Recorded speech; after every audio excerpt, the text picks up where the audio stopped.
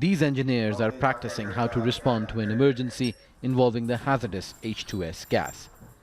They work at the central processing facility of the Majnoon oil field in southern Iraq. What makes their operation unique is that after oil giant Shell left, Iraqis took over. And for the first time, they're running oil and gas extraction on their own. After Shell pulled out in 2018, BASRA Oil Company took charge with the same standards and criteria.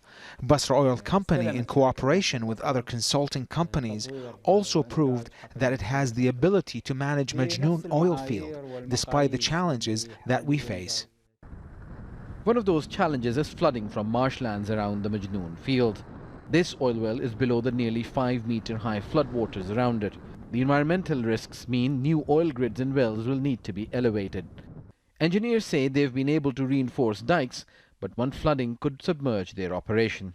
Majnoon means crazy in Arabic. Some say the name is in reference to the large amount of oil in one location.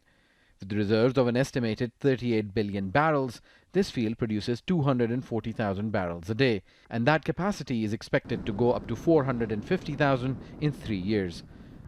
The company says it's able to find investors even when the world is moving towards alternative energy sources. There is no any risk for investment in Iraq. Iraq is very respectful government with any international company.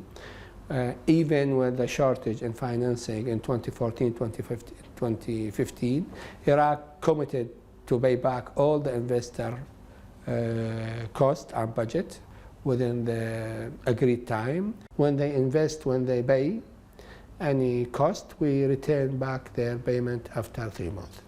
Oil will stay one of the main energy fuel till 2045. The oil companies know that Iraq is coming out of years of war. The recent crisis in the Gulf increases risk, and Baghdad needs investment. Sources within the oil ministry told Al Jazeera that some oil companies want to use that to their advantage. You brought names, I don't want to mention names, but I am a firm believer in a win-win relationship. They cannot blackmail us, and we don't want to twist their arms.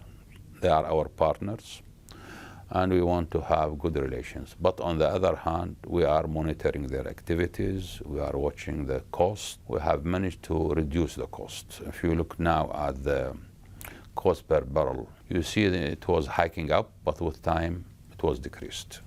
Iraq plans to expand its overall oil production to 5.5 million barrels per day. But as a member of the oil exporting countries of OPEC, it has to reduce its oil output. Iraq's economy is hinged on oil and faces a tough balancing act. The government has to generate much-needed revenue while abiding by OPEC agreements.